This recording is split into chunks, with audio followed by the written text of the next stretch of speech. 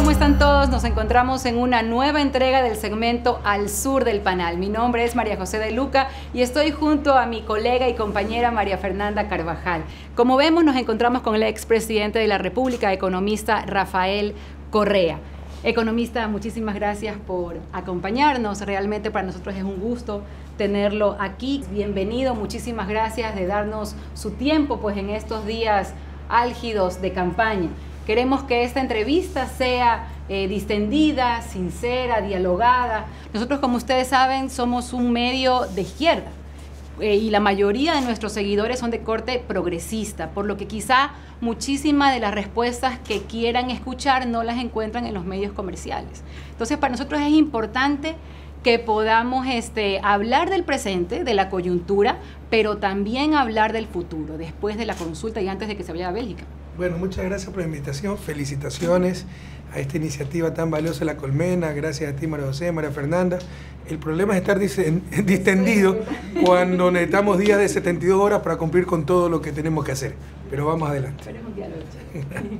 Bueno, presidente, muchísimas gracias por aceptar la invitación de La Colmena. Es un gusto poder compartir con usted y también con todas las personas que nos siguen a través de las redes sociales en La Colmena. Comenzamos con la parte esencial de esta entrevista, los temas de coyuntura, justamente el tema de la consulta popular.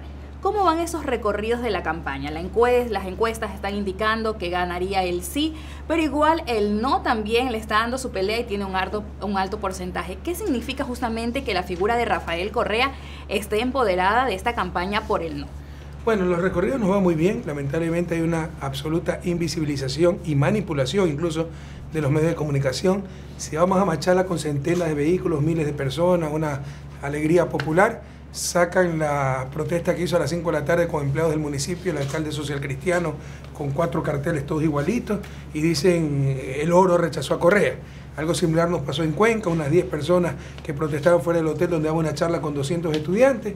Afuera mismo teníamos nosotros 100 personas apoyándonos, pero no, Cuenca rechaza a Correa. Entonces no hay solo invisibilización, sino abierta manipulación de la información. Por eso qué bueno que haya medios alternativos y qué bueno que haya redes sociales, pero de todos modos es un problema. Sobre la tendencia, claro, ellos llevan 8 meses pues, de campaña. El sí empezó arriba del no y bastante arriba. Pero hay un desplome total, la tendencia de reducirse el sí a subir el no y recién empezamos la campaña. Yo llevo una semana de campaña y recién hoy día hemos empezado la propaganda en medios de comunicación masiva. Vemos ya las consecuencias de la campaña de la calle a calle, tocar puerta a puerta en su rostro, ya se lo puede observar. La garganta, el rostro. Así es, presidente. Pero ahora, ¿cuáles serían esos dos escenarios distintos? En el caso de ganar el sí, en el caso de ganar el no, ¿y qué le esperaría al país? Yo creo que a mí me gusta ser optimista, pero también soy muy realista y creo que se vienen días muy difíciles. Si gana el sí, la pregunta 3 es un golpe de Estado, eso no le dicen a la gente, le engañan, es básicamente apoderarse de todas las funciones del Estado. Cuando yo he discutido esto, por ejemplo, con el periodista Rafael Cuesta, el máximo argumento que tienen es que yo fui peor, de acuerdo a ellos. O sea, es algo infantil. No es verdad, pero así sea verdad, ni siquiera nos vamos a poner a discutir aquello. Ah, no, pero usted también se tomó las instituciones, usted también rompió la Constitución, usted también rompió los derechos humanos. ¿Qué respuesta? No, o sea, como Pinochet fue un dictador, la solución es ser 3 veces más dictador, por el amor de Dios. Nadie puede justificar la monstruosidad que la pregunta 3 es apoderarse de todas las instituciones del Estado. La pregunta 2 es regresión de derechos, es atentar contra la Convención Interamericana de Derechos Humanos y la hacen hasta retroactiva, lo cual es una monstruosidad. Entonces, esas cosas son indefendibles, ¿no? Si gana el sí, este señor se apoderaría de todas las funciones del Estado, pero también pensarían a despedazarse entre ellos, porque todos pedirían parte del botín, ¿no? Que buscarán la Contraloría, que los bancos, la Superintendencia de Bancos, que la prensa corrupta, la Superintendencia de Comunicación, de todo eso se apoderan, de fiscal hasta Corte Constitucional. Entonces yo creo que independientemente del resultado, vienen días difíciles para este gobierno que yo lo veo más débil que el de Lucio Gutiérrez. El caso de Brecht fue una bendición para ellos, porque lo han utilizado muy bien, con la complicidad de la prensa, políticamente, no sinceramente en la lucha anticorrupción, sino para hacer politiquería, y con eso pues han confundido, distraído mucha gente, que la corrupción galopante del gobierno de Correa, ¿dónde estaban ellos? Pues ellos eran miembros del gobierno de Correa, o eran cómplices o son tontos o están mintiendo, pero han rentabilizado muy bien el discurso anticorrupción. Pero después del 5 de febrero, ya ¿qué más van a decir? y se van a empezar, eso es lo que ha sostenido el gobierno, un gobierno muy débil. Y después del 5 de febrero van a exacerbarse los conflictos internos dentro del gobierno y de sus aliados, los Bucaram, los Lazo, los socialcristianos, y van a empezar a despedazarse entre ellos y ver qué parte del botín les toca, si gana el sí. Si gana el no, yo creo que incluso es el principio del fin de este gobierno, porque la gente le va a empezar a exigir cuentas de que no ha cumplido absolutamente nada. Y nadie quiere que se caiga el gobierno, pese a que hay mecanismos constitucionales de revocatoria del mandato y uno de sus causales es el no haber cumplido el plan de gobierno y no han hecho absolutamente nada. Pero lo que sí queremos es que cumpla ese programa de gobierno, que cumpla por lo que el pueblo ecuatoriano votó, que deje de aliarse con lo peor de la partidocracia, que deje de intentar golpes de Estado como es la consulta popular. Justamente, presidente, usted menciona que sería un golpe de Estado el caso de la pregunta 3, que habla justamente del Consejo de Participación Ciudadana. Pero ¿será que este Consejo de Participación Ciudadana le quedó debiendo también al pueblo? Gracias, qué buena pregunta. Mira, el diseño institucional es muy bueno. Es sacar del órgano más politizado, que es el Congreso, ahora Asamblea, la designación de autoridades de control. Porque todas las autoridades de control llegaban condicionadas.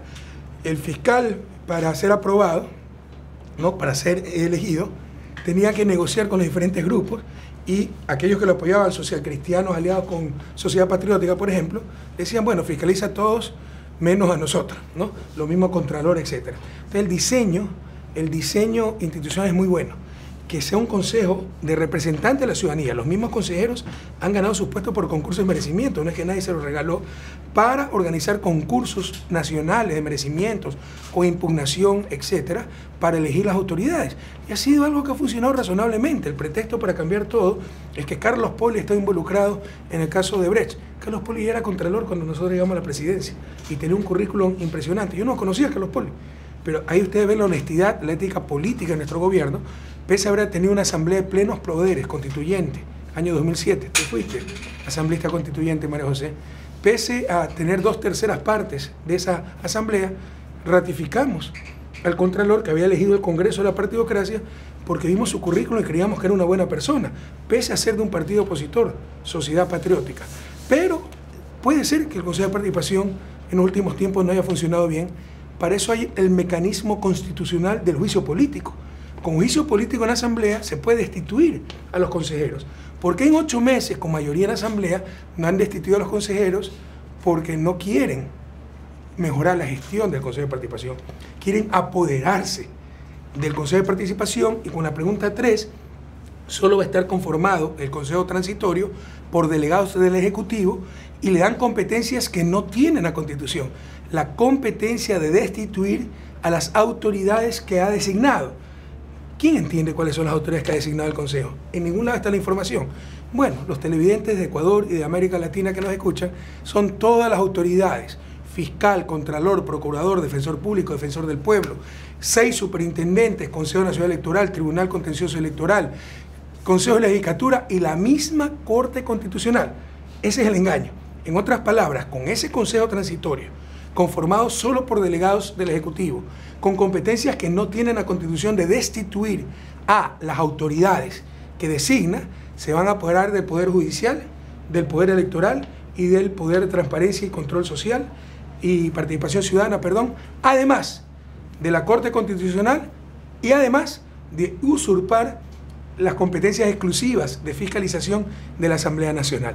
Todo eso es la pregunta 3, pero la ciudadanía no lo sabe porque le manipulan las preguntas, le ocultan información. Usted mencionaba también el tema de la pregunta 2, que habla sobre la reelección. Justamente en esta pregunta sería impedir la participación de Rafael Correa otra vez como candidato a la presidencia. Bueno, en esa pregunta solo faltó mi foto y número de cédula. Gastan $60 millones para impedir la participación de un hombre, una persona en elecciones, pero aquí hay varios problemas, ¿no? Todo esto es inconstitucional, pero estamos en un país donde ya se hace cualquier cosa, y como tiene la complicidad de la prensa calla. Si yo hubiera hecho la tercera parte de lo que ha hecho este gobierno, convocar una consulta popular sin dictamen constitucional, presentar estas preguntas abiertamente inconstitucionales, ya tendría hasta los cascos azules en Ecuador, tendría un portaaviones gringo al frente de Salinas. Aquí no pasa nada porque los medios ocultan esto.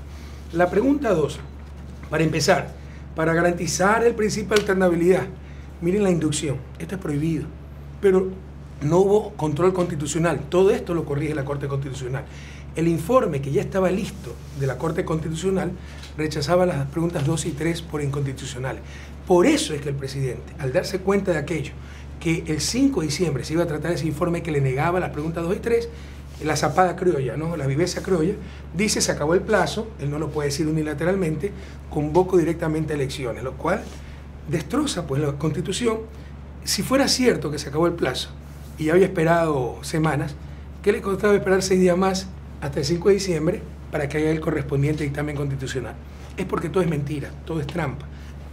No querían ese dictamen constitucional porque le negaba la pregunta 2 y 3 por inconstitucional. Parte de la inconstitucionalidad e ilegalidad es esta inducción a la pregunta. Para garantizar el principio de alternabilidad, ni siquiera existe la palabra alternabilidad, no existe tal principio de alternabilidad, la alternancia la dan los sistemas políticos. Si yo quiero reelegir al alcalde o reelegido, si no, voto por otra persona, pero es la trampa para inducir a votar sí. Yo les doy el ejemplo opuesto. Si yo preguntara, ¿está usted de acuerdo con cortar la libertad de elección y cortar el derecho a participar en el puesto de elección popular que quisiera? Todos van a contestar no. Es exactamente lo mismo que me está preguntando esta pregunta, perdón la redundancia, de manera bonita, induciendo a votar sí.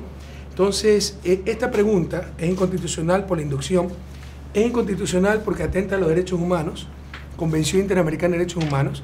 Aquí quiere prohibirse la postulación, porque no es reelección, elige el pueblo. Yo decido postular, pero mi elección la decide el pueblo ecuatoriano. Es postulación indefinida, es derecho de participación. La Convención Interamericana de Derechos Humanos, que está automáticamente incorporada en nuestra Constitución, de acuerdo al artículo 417 de la Constitución de la República, esta convención en su artículo 23 de Derechos Políticos dice, numeral 1, todos los ciudadanos deben gozar de los siguientes derechos y oportunidades. Literal A, de participar en la dirección de los asuntos públicos. Literal B, de votar y ser elegidos en elecciones periódicas. Literal C, de tener acceso a las funciones públicas de su país. Numeral 2, la ley puede reglamentar el ejercicio de los derechos y oportunidades a que se refiere el inciso anterior exclusivamente. O sea, la ley solo por esto podría limitar el derecho a participar. Por razones de edad, si soy menor de edad, nacionalidad, si soy extranjero, residencia, idioma, instrucción, capacidad civil o mental o condena por juez competente en proceso penal. ¿Dónde dice? Este es el máximo instrumento de derechos humanos de América. ¿Dónde dice que se puede impedir la participación política porque ya ocupaste el cargo? Esto rompe la convención, pero algunas veces les interesa la Convención Interamericana y los derechos humanos, pero cuando es contra Correa, si no importa, y no es contra mí, es contra la patria. Y sinceramente, por esta pregunta, por mí en lo personal es irrelevante, o sea, yo no jamás hubiera venido al país por esto, es por la pregunta 3, que es un verdadero golpe de Estado. Como si esto fuera poco, cuando es regresión de derechos, existe regresión. Cuando usted tenía derecho a elegir A, B, C, derecho a vivir en tal ciudad y la otra ciudad, y ahora solo puede vivir en una ciudad, eso se llama regresión de derechos. La Constitución establece que se requiere asamblea constituyente. Esta pregunta la negaba la Corte Constitucional, el informe que estaba listo por inconstitucional, repito.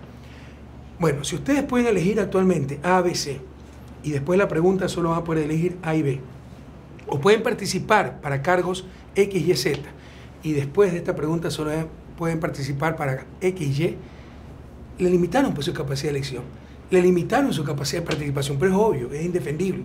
Hay regresión de derechos y esto requería una asamblea constituyente. Pero como si esto fuera poco, que es una burla, realmente hay que indignarse, las leyes aplican para lo venidero. Yo no puedo hacer una ley retroactiva a no ser que sea favorable a las personas, porque se rompe pues la seguridad jurídica de un país.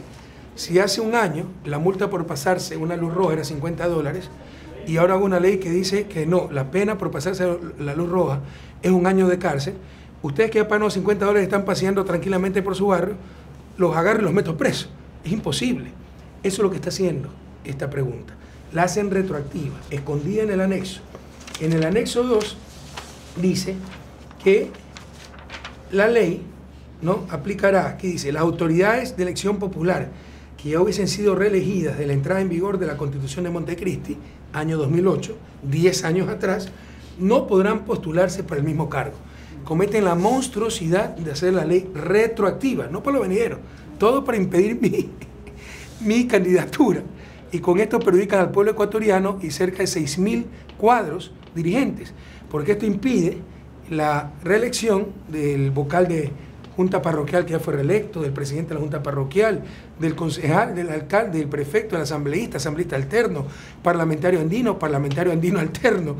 Le cortan sus derechos, ¿no? Limitan sus derechos constitucionales de participación política y derechos humanos, todo por hacerle daño a Correa, y le están haciendo un grave daño a la patria. Si nos damos cuenta de todas las ilegalidades: inducción de la pregunta, atentado a la Convención Interamericana de Derechos Humanos, regresión de derechos para lo cual se requiere asamblea constituyente, y por último, como si no fuera suficiente, la hacen retroactiva a la pregunta. Una barbaridad. Antes de pasar a la segunda parte, nosotros como medio progresista nos inquieta mucho que muchísimos grupos económicos poderosísimos están apoyando la consulta. Tenemos, por ejemplo, el otro día escuchaba a un Enrique Pita, presidente de la Cámara de Construcción, que decía, se las cantaba al presidente, digamos, clarito, decía que si no se toman, digamos, hechos o acciones oportunas en favor de una economía sólida para el país, la consulta se les va a caer. ¿Qué representa para el Ecuador que estos grupos económicos muy poderosos apoyen la consulta del gobierno? Alguien dijo que algunas veces, para saber de qué lado estar, es suficiente saber quiénes están del otro lado. Nos dicen que la consulta es para luchar contra la corrupción. Entonces, ¿por qué la apoya de la Bucara? ¿Por qué la apoyan los socialcristianos? ¿Para qué la apoyan los banqueros, los más corruptos del país? ¿No? Nos dicen que continúan con la revolución ciudadana. Esta consulta fue el programa, el centro del programa de Guillermo Lasso. Él se ha proclamado el padre de la consulta, es decir, la opción perdedora. ¿Qué tiene que ver eso con democracia? ¿Qué tiene que ver con la revolución ciudadana? Usted ve la maldad, y de muchos compañeros, ¿no? Nosotros pasamos la enmienda legítimamente, constitucionalmente, 2/3 partes de la Asamblea, de postulación indefinida. Ahora ellos piensan que es un error, pero si hubiera algo de nobleza, ¿en qué les perjudica ese error? ¿A quién se ha perjudicado? O sea, si ellos querían votar por A, van a poder seguir votando por A, pero los que querían votar por B, ahora pueden elegir entre A y B. ¿No? Es clara restricción de derechos y es clara acción política para tratar de infligir una derrota política a Rafael Correa, independientemente del daño que le hagan al país. Y lo único que une todos esos grupos de poder, ¿no? Partidocracia, de la escoria política como Bucarán, los socialcristianos, hasta el MPD, etcétera, banqueros, prensa corrupta, Cámara de Producción, es el odio hacia Correa. Independientemente del resultado del 4 de febrero, el 5 de febrero empezarán a sacarse los ojos entre ellos para repartirse el botín, si ganaron la consulta, o independientemente que la ganen, para ya tratar de proteger sus intereses, porque, insisto, lo único que los une es el odio hacia Correa. Y usted justamente da pie para la segunda parte de la entrevista, que tiene que ver justamente con esta posible construcción de un nuevo partido político y cuáles serían las perspectivas. Lo que nosotros quisiéramos saber es qué importancia usted le da al aspecto ideológico en la consolidación de la revolución ciudadana y de justamente la iniciación de este nuevo partido político de darse. Sí, esta pesadilla, ¿no? O sea, jamás imaginamos una pesadilla así.